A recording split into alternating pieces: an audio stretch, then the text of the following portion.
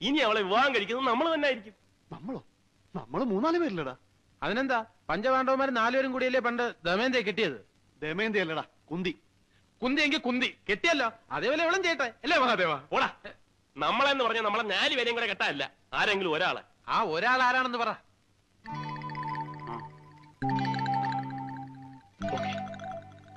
നിങ്ങൾക്കൊക്കെ ബുദ്ധിമുട്ടാണെങ്കിൽ അത് ഞാൻ ഏറ്റു. അയ്യടാ, നീ അങ്ങനെ തനിച്ച് ബുദ്ധിമുട്ടണ്ട, ഞങ്ങളൊക്കെ ബുദ്ധിമുട്ടാൻ തയ്യാറാണ്. അത് തന്നെ, നമ്മളെ വെട്ടിച്ച് ഒരു 5-ാമൻ അവളെ കൊണ്ടുപോകാൻ പാടില്ല. അതുകൊണ്ട് എപ്പോഴും അവളുടെ മേലൊരു കണ്ണു വേണം. ഒരു കണ്ണോ? അതിനുവേണ്ടി ഈ 2 കണ്ണുകളും ദാനം ചെയ്തിരിക്കുന്നു. അയ്യാ, ഈ പണ്ടാരം പിടിച്ച നാട്ടിൽ ഇനി ഞാനില്ല. എന്തത് കൊള്ളക്കാര നാടാ? രാത്രി വന്നത് പോട്ടേന്ന് വെക്കാം, ഇതിപ്പോ പട്ടാ പകലല്ലേ വന്നത്, തല്ലി കൊന്ന് ചാക്കില് കെട്ടാൻ. എന്താ മുത്തശ്ശി, എന്തിനാ പെട്ടിയിലതൊക്കെ എടുത്തു വെക്കുന്നത്? എനിക്കേ എന്റെ ജീവനും കൊണ്ട് എങ്ങനെയെങ്കിലും എന്റെ നാട്ടിലെത്തിയാ മതി. എന്താ മുത്തശ്ശി, കാര്യം പറ. ഓ, ഇപ്പൊ കാര്യം പറയാത്ത കുഴപ്പമുള്ളോ? മുത്തശ്ശ, എന്താ മുത്തശ്ശ, എന്താ ഉണ്ടായേ? അവളെ ആരോ കൊല്ലാൻ വരണമാര് തോന്നിയെന്ന്. തോന്നിന്നാ? അപ്പൊ അവൻ എന്നെ കൊല്ലാൻ വന്നതല്ലെന്നാ പറയുന്നത്. സത്യം പറയാമല്ലോ, നിന്നെ കണ്ടാൽ ആർക്കും ഒന്ന് കൊല്ലണമെന്ന് തോന്നും. എനിക്ക് തന്നെ ഒരുപാട് പ്രാവശ്യം തോന്നിയിട്ടുണ്ട്. മനുഷ്യനെ എടി, കൊല്ലാൻ വന്നവനാണെങ്കിൽ പിന്നെ കൊല്ലാതെ തിരിച്ചു പോകും. അതെന്റെ മിടുക്ക്. അവന്റെ കൂമ്പ് ഞാൻ ചവിട്ടി കലക്കിയില്ലേ. ആരുടെ? എന്റെ പൊന്നു മോളെ, ഈ മുത്തശ്ശി പറയാൻ നീ ഒന്ന് കേക്ക്. ഈ നാട് ശരിയല്ല, നമുക്ക് തിരിച്ചു പോവാ. എന്താ മുത്തശ്ശി പറയണേ? തിരിച്ചു പോവാന്നോ? അപ്പൊ സേതുവേട്ടനെ പറ്റി അന്വേഷിക്കണ്ടേ, അറിയണ്ടേ? സേതുമാധവനെ പറ്റി അന്വേഷിക്കണ്ടെന്ന് അറിയണ്ടെന്ന് ആരെങ്കിലും പറഞ്ഞോ? കണ്ണൂര് ഈ നാടും തമ്മിൽ അത്ര വലിയ ദൂരമൊന്നുമില്ലല്ലോ, നമുക്ക് അവിടെ നിന്നുകൊണ്ട് അന്വേഷിക്കാം. പോരാ, സേതുവേട്ടനെ പറ്റി എന്തെങ്കിലും അറിയണമെങ്കിൽ നമ്മൾ ഈ നാട്ടിൽ തന്നെ നിൽക്കണം. മുത്തശ്ശിക്ക് ഇനി പേടിണ്ടെങ്കിൽ ഒരു കാര്യം ചെയ്തോളൂ, മുത്തശ്ശനെയും കൂട്ടി പൊക്കോളൂ. എനിക്കിവിടെ ആരും കൂട്ട് വേണമെന്നില്ല. എന്റെ ഏട്ടനെ പറ്റി അറിയേണ്ടതൊക്കെ അറിയാതെ ഞാൻ ഇവിടുന്ന് മടങ്ങുന്ന പ്രശ്നമില്ല.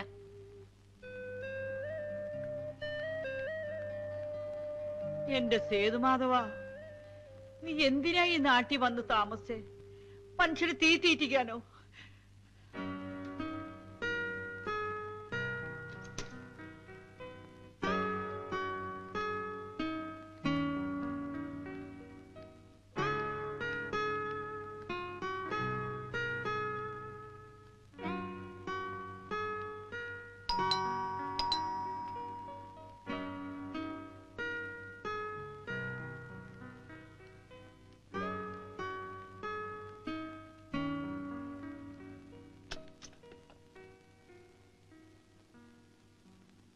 ആരാ? എന്താ? ഞാൻ കുറച്ച് ദൂരേന്ന് വരിക. കുറെ മുമ്പ് ഒരു ചെറുപ്പക്കാരൻ ഇവിടെ വന്ന് താമസിച്ചിരുന്നില്ലേ, ബോംബെക്കാരൻ, ഒരു സേതുമാധവൻ. ആ സേതുമാധവൻ എന്റെ ഏട്ടനാ. സേതുവിന്റെ സിസ്റ്റർ. മായ എന്നല്ലേ പേര്? അതെ. വരും മോളെ, അകത്തേക്ക് വരും.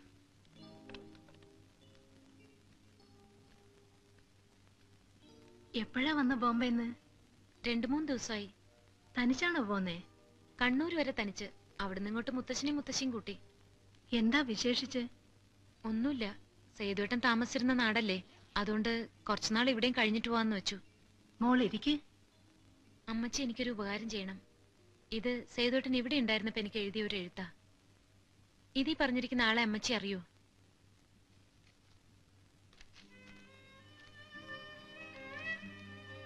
പ്രിയപ്പെട്ട മായ, അമ്മ എന്നെ തിരക്കാറുണ്ടോ? ഞാൻ എവിടെയാ, എന്താ വരാത്തതെന്നൊക്കെ ചോദിക്കാറുണ്ടോ?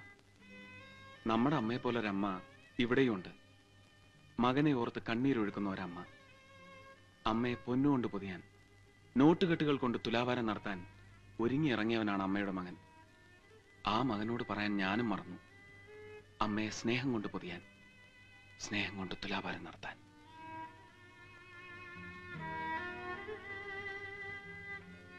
സേതു ഈ എഴുതിയിരിക്കുന്നതൊക്കെ ഞങ്ങളെ കുറിച്ചാ, എന്നെ എന്റെ മോൻ ആൻഡ്രൂസിനെയും കുറിച്ച്.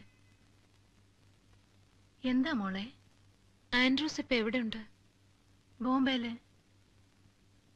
മോള് കണ്ടിട്ടുണ്ടോ അവനെ? ഇല്ല. എങ്കി വരൂ. വരൂ മോളെ.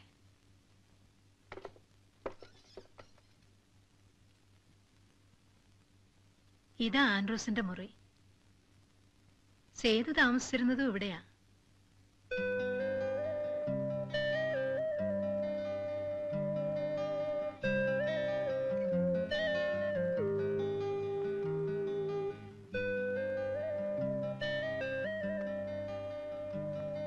ഇതാണ് എന്റെ മോൻ ആൻഡ്രൂസ്.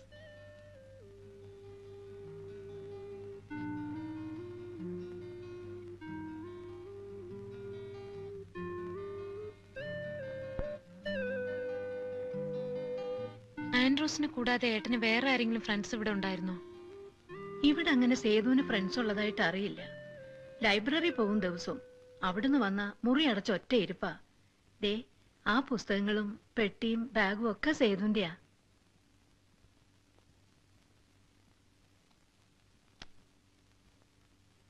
പോകുമ്പോ ഇവിടെ വെച്ചിട്ട് പോയതാ.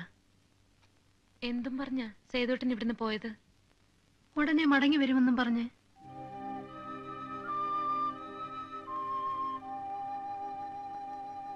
എന്താ മോളെ?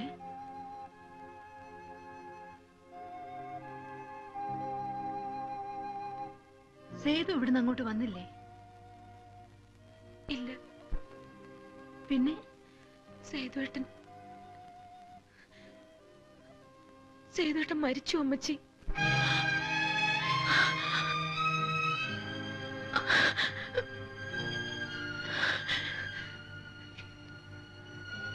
ആത്മഹത്യയായിരുന്നു. ഇപ്പോ 1 വർഷം തികയാൻ പോണു. എന്തിനാ മോളെ? എന്തിനാ സേതു അത് ചെയ്തത്? എനിക്കും അത് തന്നെ അറിയേണ്ടത്. എന്തിനാ എന്റെ ഏട്ടൻ ആത്മഹത്യ ചെയ്തതെന്ന്.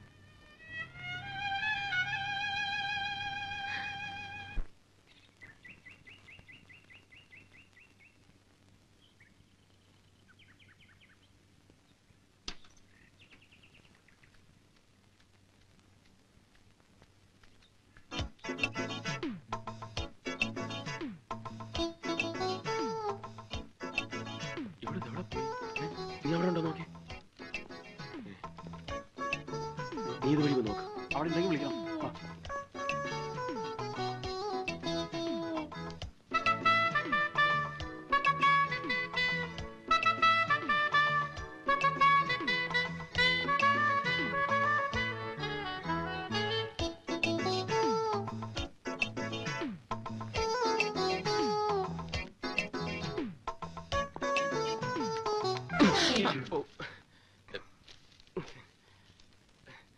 സോറി.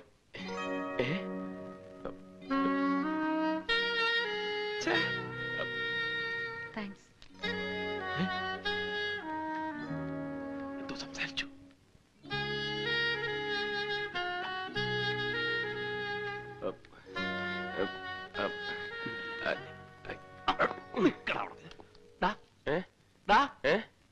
അവളെന്താ പറഞ്ഞത്? അവളെന്താ പറഞ്ഞതെന്ന്? I love you. Excuse me, ഈ പുസ്തകം ആരാ എടുത്തിരിക്കുന്നതെന്ന് എനിക്കൊന്ന് അറിയാൻ പറ്റുമോ?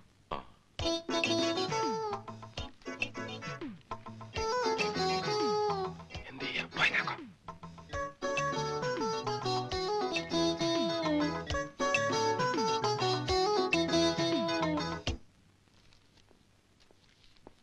ഇതൊരു സേതുമാധവന്റെ പേരിലുള്ളതാ.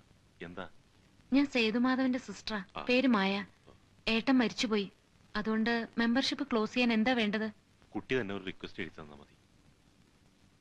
പിന്നെ എനിക്ക് ഈ സേതുമാധവന്റെ കൂട്ടുകാരെ ആരെങ്കിലും ഇവിടുന്ന് കാണാൻ പറ്റുമോ?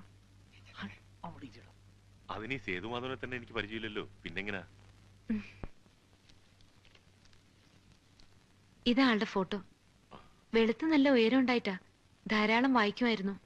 പിന്നെ ബോംബെ യൂണിവേഴ്സിറ്റിയിലെ ബോക്സിംഗ് ചാമ്പ്യനൊക്കെ ആയിരുന്നു. അങ്ങനെയാണെങ്കിൽ ക്ലബിലൊന്ന് അന്വേഷിച്ചു നോക്ക്. ചിലപ്പോ അവിടെ ആരെങ്കിലും പരിചയക്കാർ കാണും. ശരി.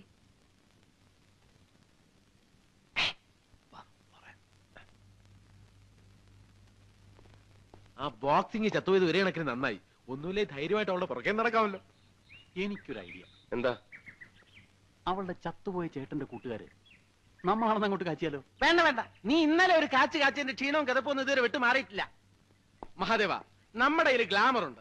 അത് വെച്ച് നമ്മൾ അവൾ വീഴ്ത്തുന്നു. അല്ലാതെ അവന്റെ പെരട്ട തലേന്ന് വരുന്ന ഐഡിയ ഒന്നും നമുക്ക് വേണ്ട. എന്തായാലും ഉള്ള പേര് കൊള്ളാം, മായ. മായ മായ മഹാദേവൻ. എന്താ എന്താ എന്താ അല്ല, ഞാനൊന്ന് പറഞ്ഞു നോക്കുകയായിരുന്നു. മായ മഹാദേവൻ നല്ല ചേർച്ചയുണ്ടല്ലേ? ചേർച്ച നിനക്ക് മാത്രമല്ല, മായ അപ്പുക്കുട്ടൻ എന്ന് പറഞ്ഞാലും ചേരും. മായ ഗോവിന്ദൻകുട്ടി എന്താ മോശമാണോ? മായ തോമസ് കുട്ടിയോ? അയ്യടാ, അത് വേണ്ട. ഞങ്ങൾ ഹിന്ദുക്കളൊക്കെ ചത്തൊടുങ്ങിയിട്ട് മതി കണ്ട ക്രിസ്ത്യാനികളൊക്കെ പുറകെ പോകാൻ. ആ അല്ലേ മഹാദേവൻ നായരെ? അത് നോക്കി, അവളുടെ വണ്ടിയല്ലേ ഒരുത്തൻ കാറ്റൂട്ടി വിടണണ്ട. ഏതാടാ ഈ പിശാച്? പിശാചല്ലടാ, ദൈവദൂതൻ. ഇവനെ വെച്ച് നമുക്കൊരു കളി കളിക്കാം. വാ.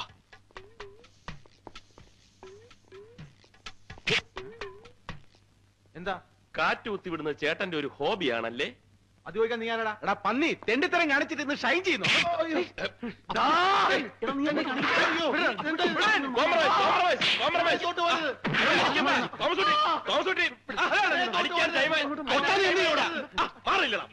ചോദിക്കാനും പറയാനും ആളില്ലെന്ന് വിചാരിച്ചു അവനൊക്കെ. ചോദിക്കാനും പറയാനും ഒക്കെ ഇവിടെ ആളുണ്ട്, പക്ഷെ കാണാനും കേൾക്കാനും ആള് വേണ്ടേ? അതാ കാണാനും കേൾക്കാനൊക്കെ ഉള്ള. അവളിങ്ങോട്ട് വന്നേക്കട്ടാ, അവളെ മുമ്പിൽ വെച്ച് നമുക്ക് ചോദിക്കാം. ആ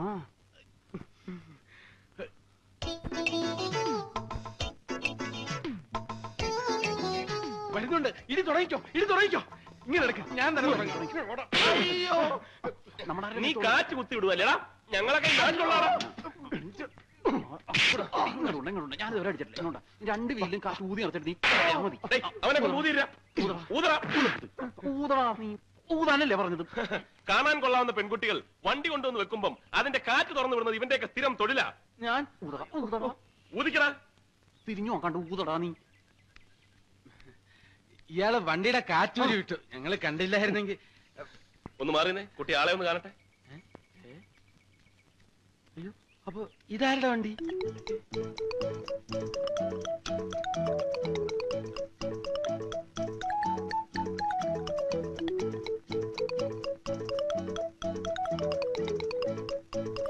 തോമസ് കുട്ടി വിട്ടോടാ.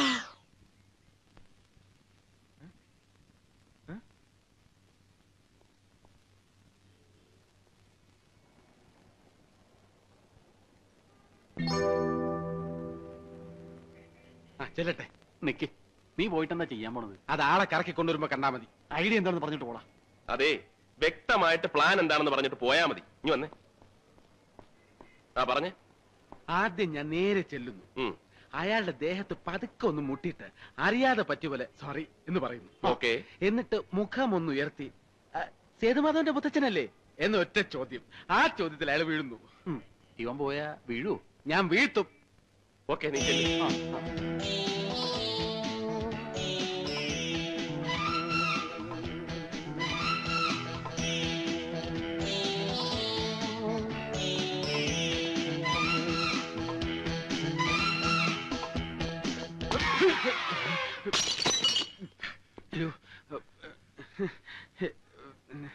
എന്റെ അമ്മയെ നാട്ടിച്ച്. ഇന്നെന്താണത്? ഞാൻ മുത്തച്ഛന്റെ കൂട്ട്, ഞാൻ മാത്രമല്ല അവരെല്ലാവരും അവര് തട്ടണമെന്ന് പറഞ്ഞു. ഞാൻ ഇങ്ങനെ ആരും മുട്ടാറില്ല, അതുകൊണ്ട് സോറി. നിനക്ക് ഇത്ര വലിയ കണ്ടുണ്ടല്ലോ, മറ്റേക്കാ പോലെ. സോറി. എന്തത് സോറി? മനുഷ്യന്റെ ദേഹത്ത് വന്ന് ഇടിച്ചിട്ടാണോ സോറി പറയുന്നത്? സോറി പറഞ്ഞില്ലേ? 75 രൂപയുടെ മരുന്നായത്. അതെ,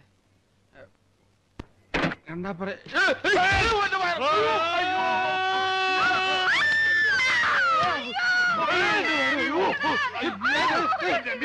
താങ്ക് യു മോനെ, താങ്ക് യു വെരി മച്ച്.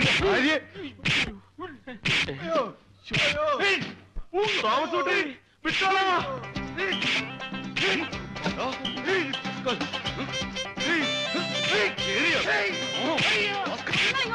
ഞാൻ കൊല്ലവന്.